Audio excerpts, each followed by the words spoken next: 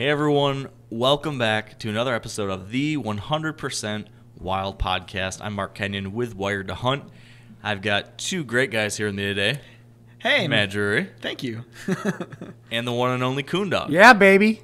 How you doing? We'd say your full name, but I know you prefer to go by Coondog. That's right. One time you said you would prefer to change your actual birth certificate To that. to that if you could. Definitely. And the birth date to May 5th. Cinco de Mayo. Yeah, because right now it's the 4th. Yeah, I missed it by one day. But I was close.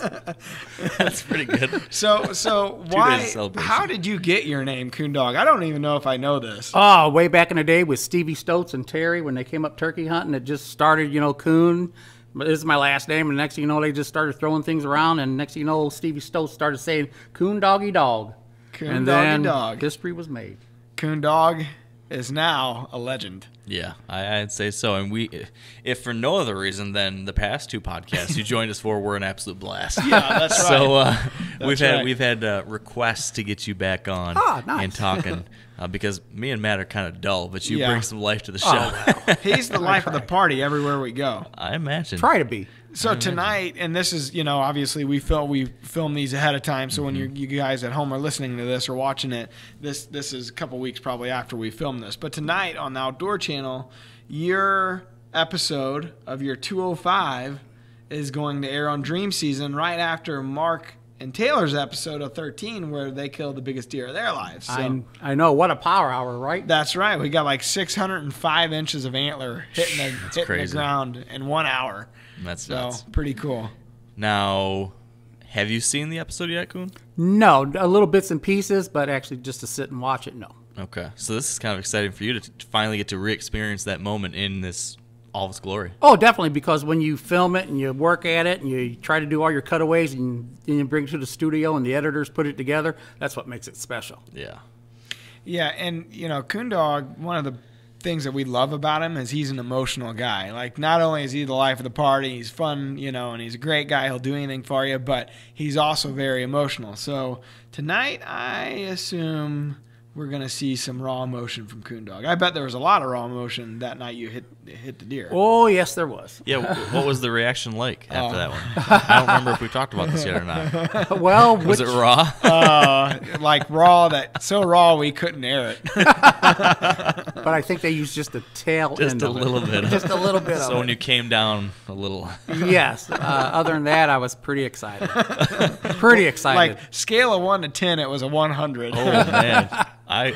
Do you have the raw footage somewhere we that got maybe it. I might be able to Oh, see we someday? got it. Yeah. As soon as we get done this, we'll go show it to you. I It's in can't the wait. server. That's awesome. So, Well, it's understandable. I mean, you shoot a deer like that, I'd think just about anybody would be melting down. oh, yeah, definitely. I mean, it was just one of those thrills, and just once in a lifetime, really. They don't grow that often that big. And No. and to Pretty see rare. one live on the hoof in the wild, I mean, have you ever up to that point seen a deer that big Never. on the hoof? Yeah. no. Oh, yeah. Yeah. I'm sure, if I just saw a deer like that, it'd be an unbelievable, it'd be a once in a lifetime Yeah. experience to see it. One time I saw when Dad, the story goes when he was hunting Mr. Christmas, and was kind of Yeah. a big I storyline remember for that one. several years, and he missed him, and he grew bigger, and he was I think once the neighbor killed him, he ended up going 205 or Really? whatever, something like that. It was a big deer. Wow. Well, I had an encounter with him.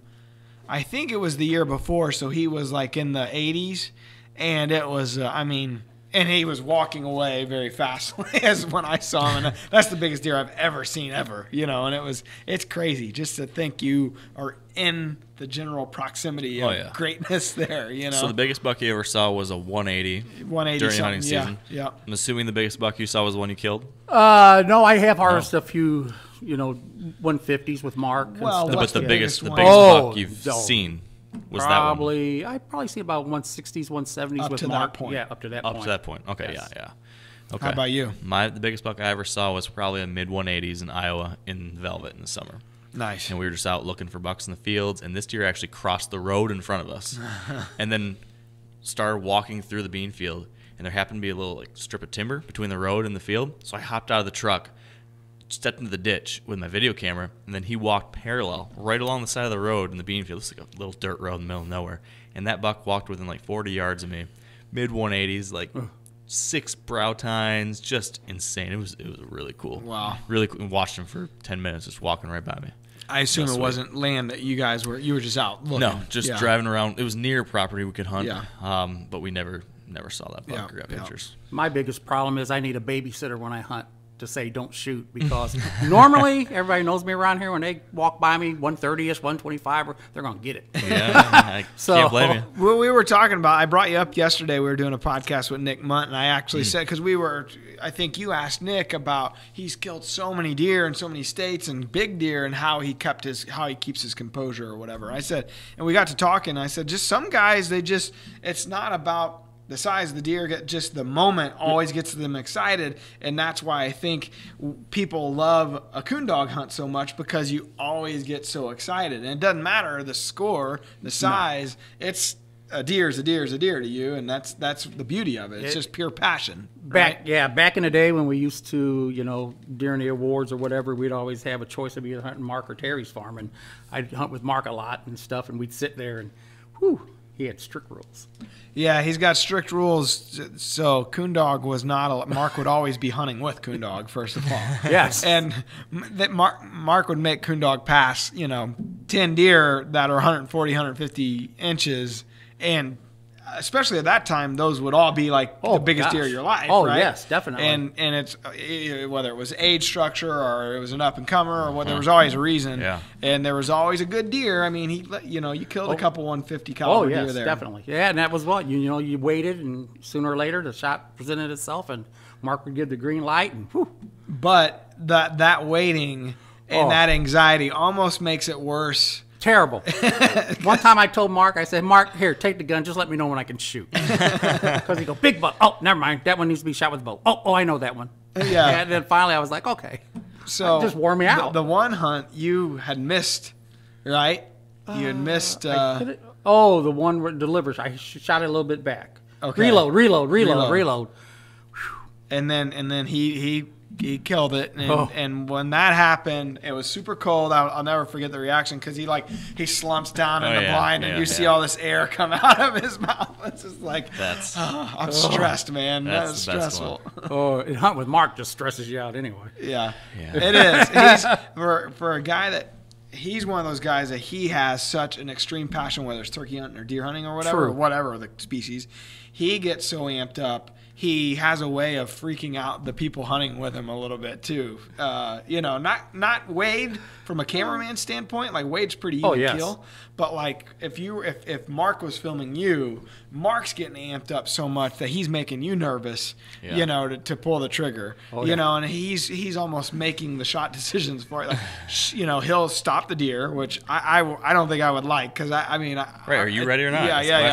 Yeah, he'll stop the deer, and then he'll tell you when to shoot. And like you got to be ready. I love it. He definitely manages the situation. He manages every aspect of that farm and his herd to the nth degree. When you got your finger on that trigger and you're squeezing, he's going, wait, and you're like, I'm glad I didn't shoot. What am I waiting for? And usually it's just that he'll want the deer to raise his head up or whatever. Something case. perfect. Yeah. Get the shot. Yeah. It's all about the video, right? Yeah, and it's good too. That's the beauty of it. So speaking about getting amped up, do you have anything you're amped up about yet this year? Any up and comers? Anything you heard about or got on trail camera? Well, yeah. Of course, Jeb Bailey, I think I found a home. I think he adopted me. So I'm heading back down to Suspect Outfitting, and he has 2 or 3 super magnum deer. And being the friend that he is, he just said, coon dog, pick which one you want. Come opening weekend, and we'll get it killed. Wow. And that's where he killed his 205 last year. So this is a brand new outfitter last year. Last year was his first year. And he's just got some unbelievable ground there in Oklahoma. What area, western, southern, where? Well, I would consider it's next to Ada. So the county's Allen. So I would almost say like an hour past Tulsa, a little bit. So on the map, what section of the state? I would almost say Shoot, I wouldn't even know which way it is. Well, have you We'll ever say looked at a central. map? We'll when you say went No, central. there? I just follow directions. We'll say central because he told me Yeah, near Tulsa, central. and I think Okay. that's south central-ish. Central. All right. Yeah. It's north southwest-ish. Yeah, Yeah, it's that's in right. Oklahoma. It's right there in the middle. Yeah, close, about 45 hour from Tulsa. So yeah. Okay.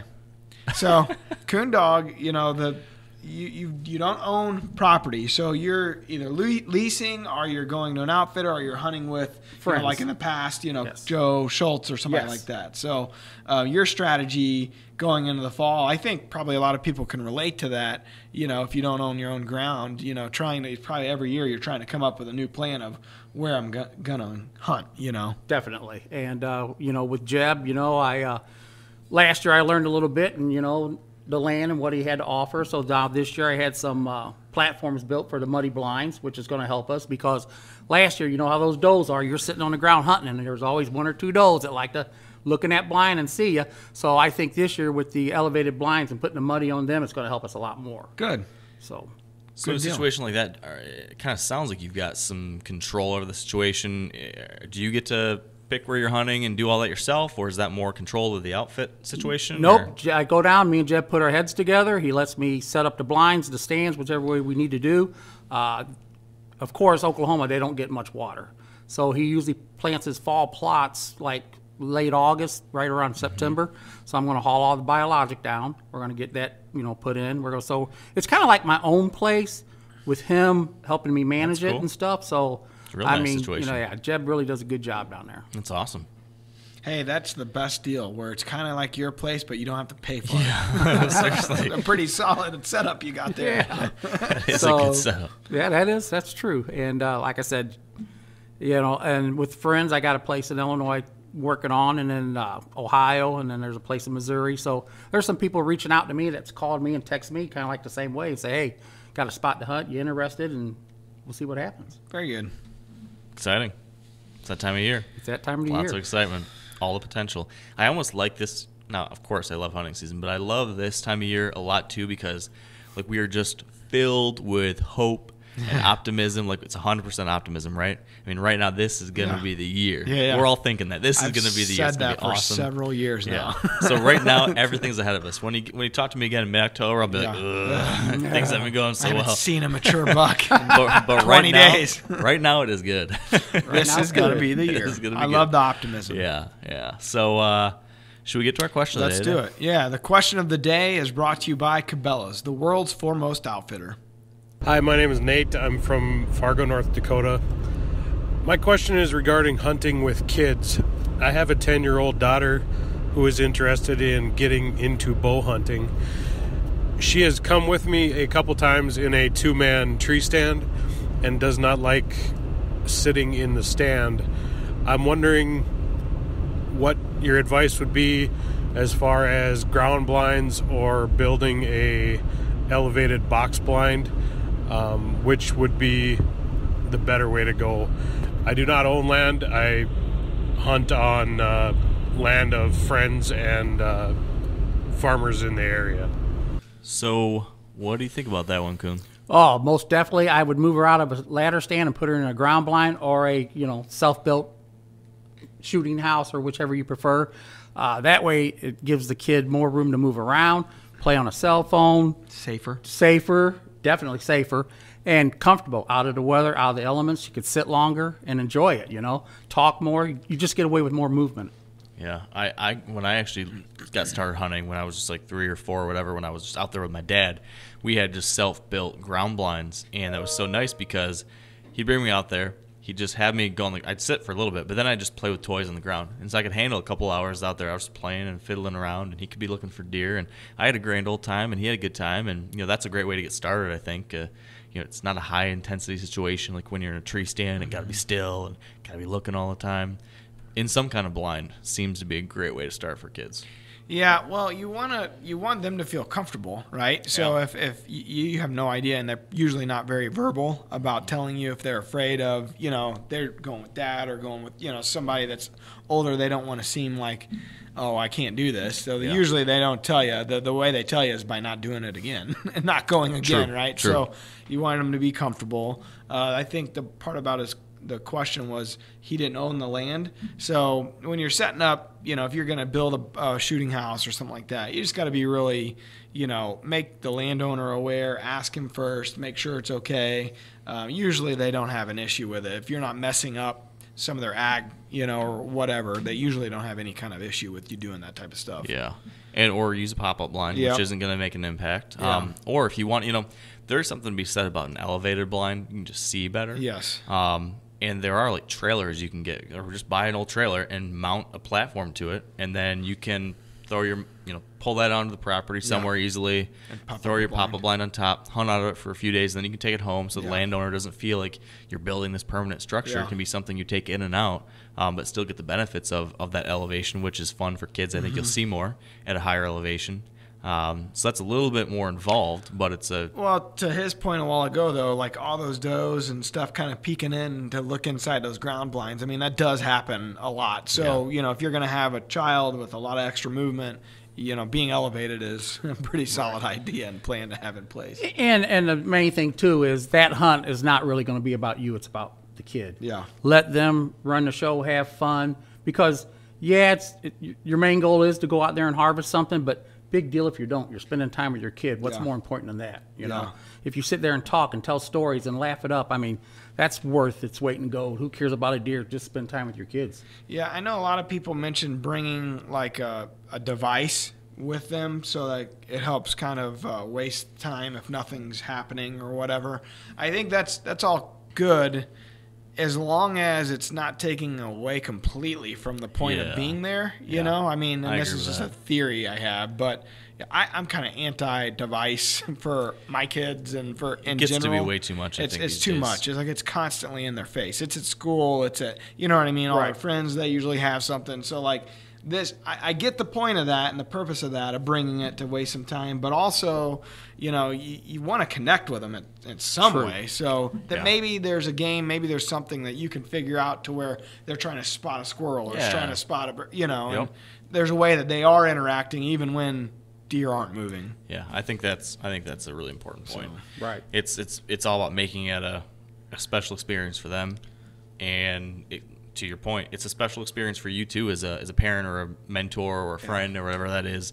And then that time you spend, even though it's not the greatest hunting, I think it does pay dividends down the road if you can introduce someone in this kind of way where they're actually enjoying it and not feeling like, ugh, I gotta go sit there and be perfectly still and dad's gonna yell at me, and and then they're out of the picture as soon as they have a choice. But if you make it a fun thing like that, low pressure, just a good time to be out there, then they're gonna engage, start to like it maybe, and who knows where that goes. My funnest memories with Dad from growing up, and fondest memories, were not the hunt, because we never saw anything. We were hunting behind our house, 24 acres, and he built.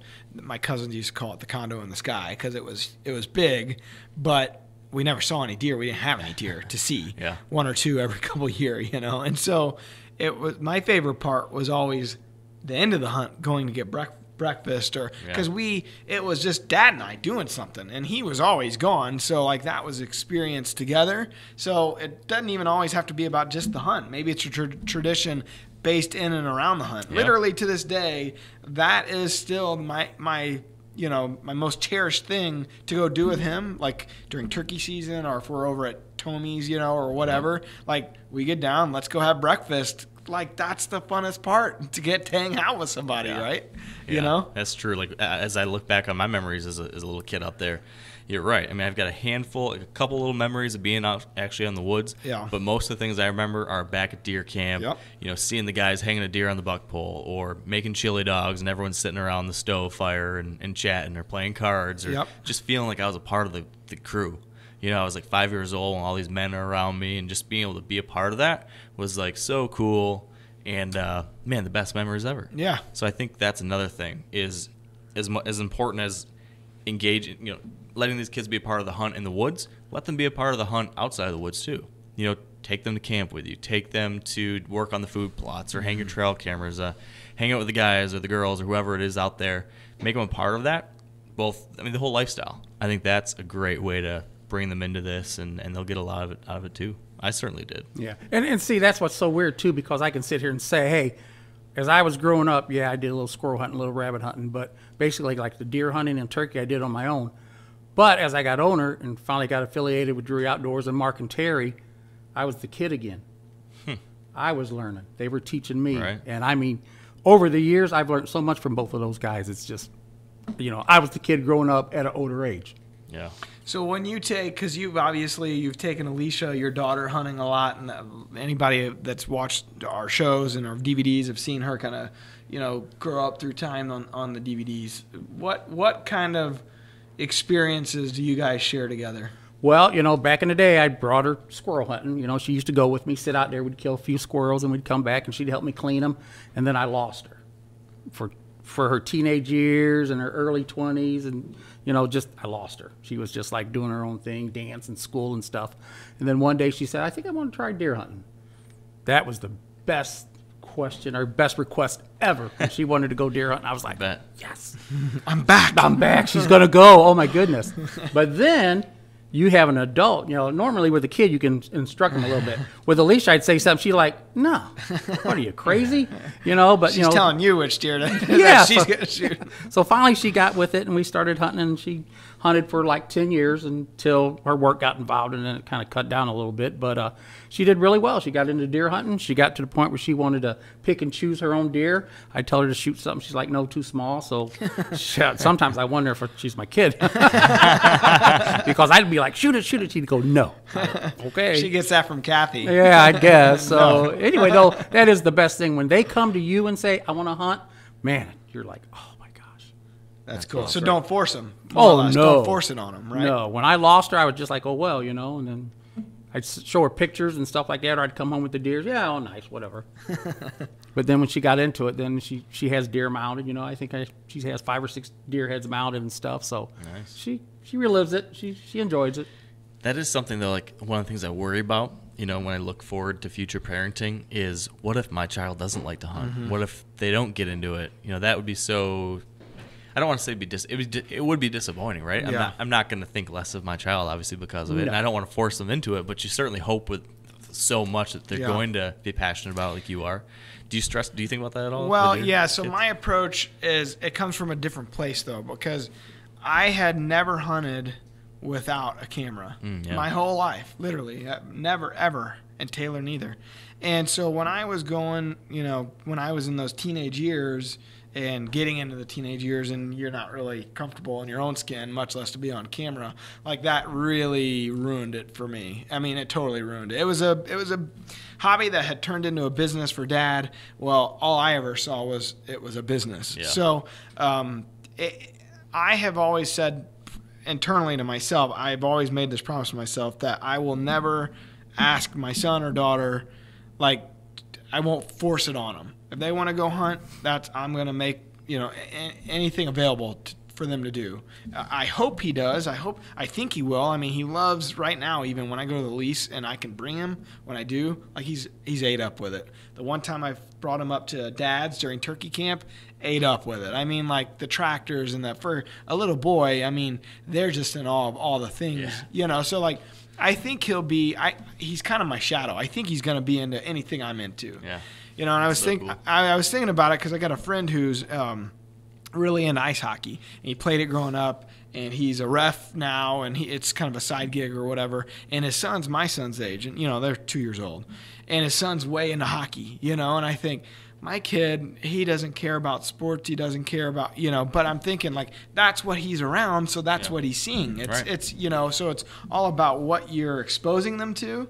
So I think he's going to enjoy it. I hope he does. But if he doesn't, like, I'm going to try to make sure that I'm open to the fact that whatever he wants to do, I'm going to be available to do it with him. Has your dad ever expressed any thoughts on how he went about it with you? Maybe I think he has some regret. He has some regret. Yeah, he doesn't get into it a lot, but he's talked about it a little bit. And looking back, he knows he just burnt me out. I didn't shoot anything till I was 15, and we started hunting. Back then you couldn't get your hunter safety until maybe 8 or I forget the age or whatever. But like now they're starting, these kids are like 5 and 6 years old in this apprentice program and youth and hunting and all that. And we waited a little bit longer till I started, but we hunted 5-6 years and I never shot. I mean, I would love to shoot a doe, and he would have loved to have me shoot a doe. We didn't have the property back then. You know what I mean? We didn't have the setup, and I just never saw it. I never saw deer.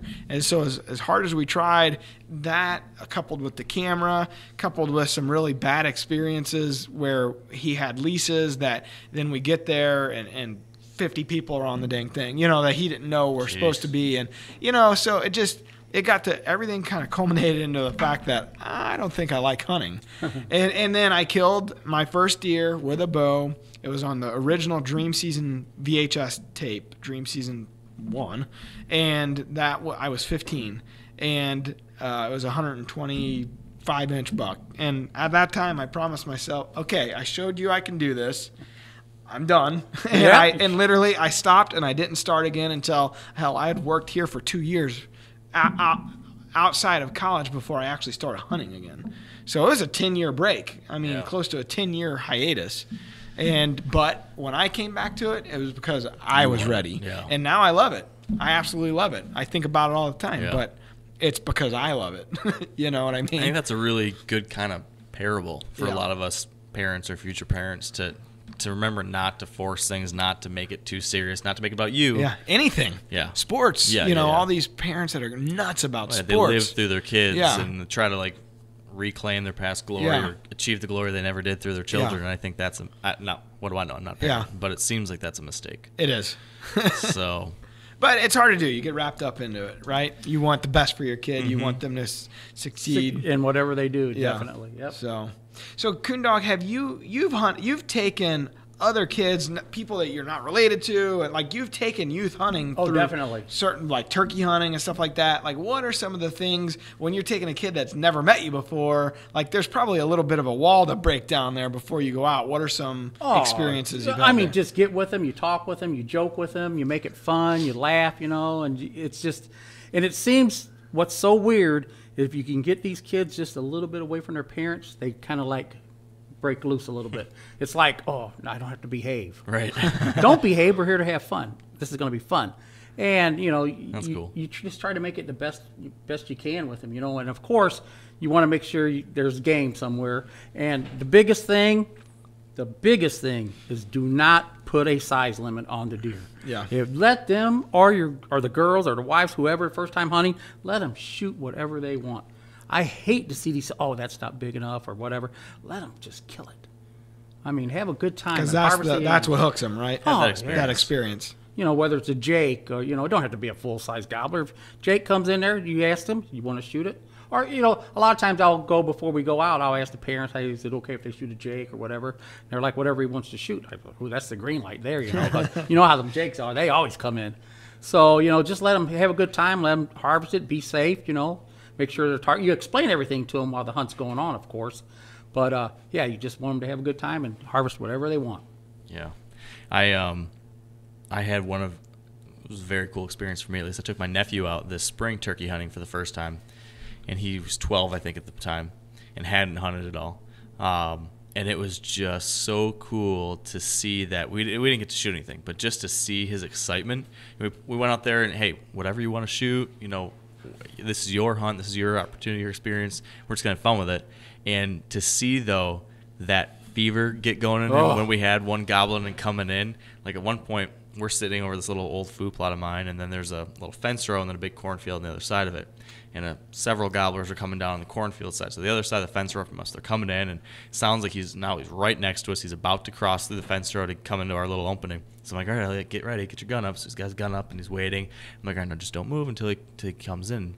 He's doing a good job, and I kind of look over there every once in a while, and the gobbler's gobbling, hammer, hammer, hammer, just going off the chain. And I look over at Elliot, and you can just see him, just the gun shaking, he's shaking, and just he's breathing heavy. And I was like, yes, he's feeling it. And that was pretty cool. Then after that, he's like, hey, can I spend the night again and go tomorrow morning? I was like, all right. Yeah. Now I bet turkey hunting is probably one of the best ways because it's so vocal and it's such a engaging. You're like, yeah, that's it's right. happening. You're moving. It's not a sit there, sit still kind of thing. Yeah. So it seems still to this day, turkey hunting is my absolute favorite thing Oh, to do. definitely. I think it's a great way to get kids in small game, other small Yes. games too. I think Rabbit, squirrel. because deer hunting can be tough sometimes. Yeah. And it can be also can be cold. Yeah. So I think good weather, make it an enjoyable experience. Yeah. Don't put them out there in 20 degrees and sleet. Yeah, you or might whatever. the same conditions that you feel like would be conducive to a deer moving. It would be the similar ones that high pressure, things like that where you think you're going to see a lot of game because that's another for deer hunting sitting over a food plot. Instead of a timber set where it's hard, to kind of see everything like food plot, if they're coming out in an afternoon hunt, they didn't have to get up early. I mean, that would be a kind of a no-brainer hunt, right? For sure. See, that touches something too, because I took some girls hunting before some females, and once the deer was in front of them, they couldn't pull the trigger. Yeah. Come to find out, their parents never did with the small game. If they can shoot a little rabbit or they can shoot a squirrel, they'll be able to shoot a deer. Yeah. But they were just So they had no practice up to that point. no practice up to that point, so they really didn't know if they could pull the trigger or not, because you're taking something's life. Yeah. You know, so it's hard on a kid. I've Yeah. heard the same thing even from my wife. Like when I've talked about taking her out hunting, she can't bring herself to shoot a deer. Mine as it's well. big, it's beautiful, Yeah. they're charismatic. It's Warm-blooded. easier, Yeah. It just for whatever reason it seems easier for people to shoot a squirrel or a turkey. Like she's like, I'll shoot a turkey. Yeah. I just don't know about a Because deer. they're ugly. Yeah, because they're ugly. They always say that. I don't think they're beautiful. ugly. I think they're beautiful too. Yes. But I mean, it's a great point. I think if you can get them started with something just to get over that hump, because to your point, taking a life, I mean, that is a very serious Yeah, thing. definitely. It's not something to take heavy. lightly. It's heavy. Yeah. And I think it's a good thing. It's heavy. It should be Yeah. heavy. Yeah. But you need to kind of ease people into that, and that I think putting them out there for the first time and having a great big deer in front of you, that's kind of really jumping off the cliff, right? Well, and I think you're probably doing a disservice to the person that you're introducing into the sport if you're not kind of teaching them along the way and teaching them about that heavy moment. And there might be a little, not necessarily remorse, but there's a pause there. There should be some emotion, Yeah, something. there's emotion of some sort there. Yeah. Everybody, it's different. So It just goes to show you how everybody's different, because you can throw people in there that's never ever hunted, picked up a gun before, and they're just natural born killers. Yeah. They Yeah. can just flat do it. Yep. Yep, you're right. Everyone's different. I don't know. I don't know when it'll happen for me, but whenever happen. it does, I'm going to be very excited to take my kids out hunting, and that's like something.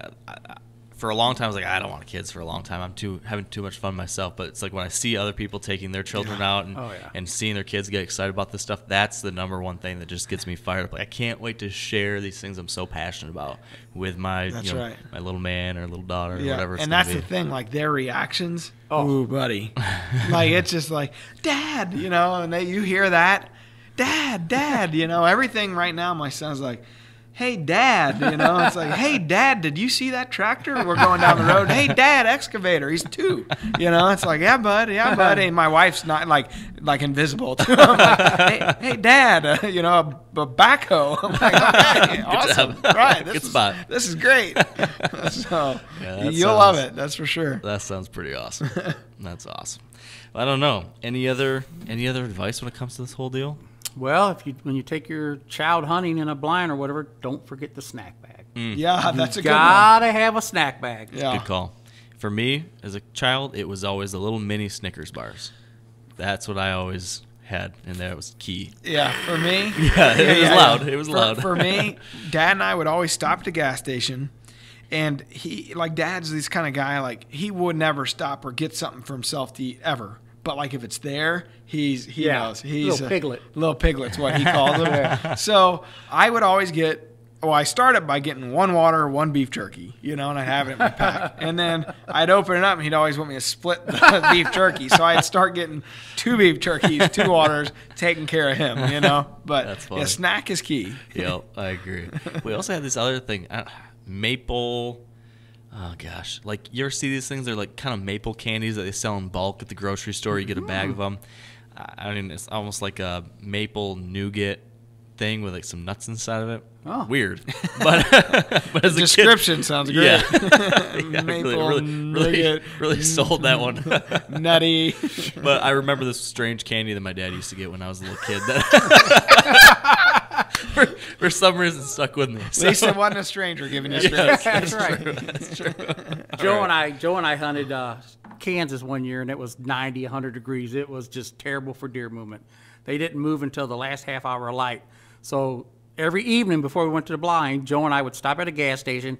We'd get popcorn. We'd get chips. We'd get soda. We'd just have bags of food. And we'd sit there and eat for 2 hours before the deer came out, you know. Sounds great. But it was something Might to do, as well you know? enjoy yourself. Oh, it was terrible, though. Yeah. Hot. Oh. Well, the hunting with whether it's a kid, a wife, a girlfriend, or a camera person, like hunting with someone else, if you've not really done it, some people are just like, man, this is my time. I don't want to hunt with anybody else. But once you've done it, like, it's a pretty enjoyable experience. Like, of course, I've never not hunted with somebody, so I don't know what the other way is like. But I mean, I really look forward to the time in the tree or the blind with them as much as I do just sitting there. I mean, it's a bonding experience, right? Right. So I'll say though that the converse of that always worries me when I'm thinking about like someone who hasn't hunted with me before and like, Yeah.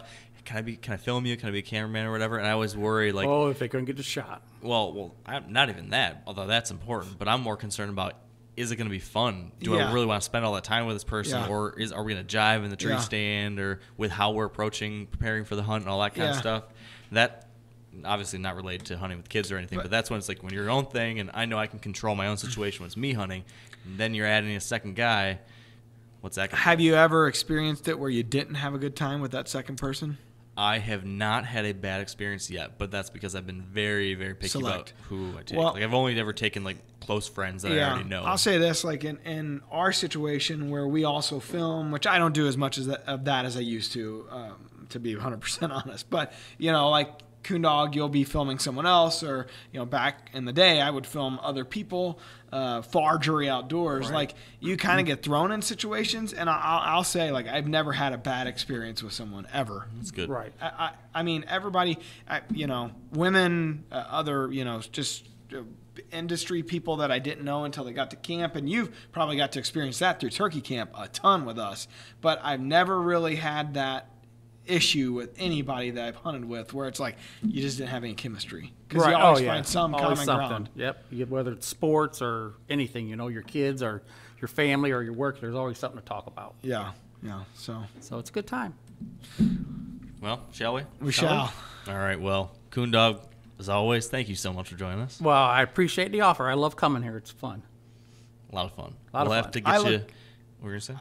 I was gonna say I look forward to seeing what he's gonna do this fall. Exactly. We're gonna have to get you back on this fall after you kill another giant and tell us all about it. I hope. Fingers crossed. The beauty of Coondog, that he killed a 205, a 163, and then probably a 120. Yeah, well, a couple 120s. Yeah, Like, there is no safe animal out there. Like, He's his gonna standards lay didn't him just down. go way up here because he killed one awesome deer. No. He's still the same genuine He's Coondog he's he the always everyman. was. yeah, and you know, and that's what I'm saying. You know, that was a once in a lifetime that I'll cherish forever. But if I would harvest 120, 130 inch deer, it's the same thing. I'll cherish them just as much. That's awesome. That's As awesome. it should be. Yeah, Yeah. absolutely. All right. Well, good times on this one. And I guess we'll just leave our listeners and viewers with our usual quick couple of reminders. If you'd like to submit a question for a future episode, you can go to wiredtohunt.com/100% wild. You'll see instructions exactly for how to do that. And then you can subscribe to the audio version on the Apple Podcast app, the Google Play app, or Stitcher. Very easy. Get that podcast right on your phone whenever you want it. As always, you can follow the video version of this podcast at the Drury Outdoors YouTube channel. And while you're there, check out all the new DoD TV episodes. It's replacing our DVDs. I think you'll enjoy it. A lot of original hunts and a lot of killing it in the kitchens from Taylor, getting some of those tasty wild game recipes. So check that out. And as always, you can follow along with us on social at Drury Outdoors. Thank you, everyone, for listening and watching. Peace. Out.